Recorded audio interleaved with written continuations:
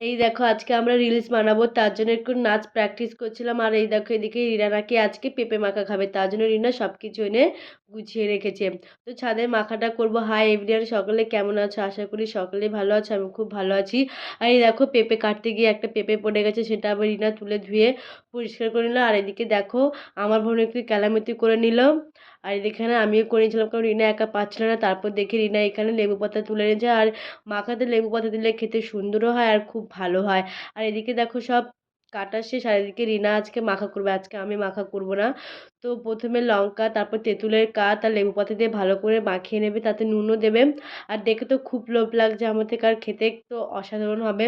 যেহেতু রিনা মাখাচ্ছে, দেখো মাখানোর টান, আর দেখে তো খুব মনে হচ্ছে খেতে খুব সুন্দর হবে। আর দেখো খেতেও কিন্তু খুব সুন্দর হয়েছে, যদি একটু কম ঝাল হয়েছে। আর রিনা তো ঝাল খেতে পছন্দ করে না।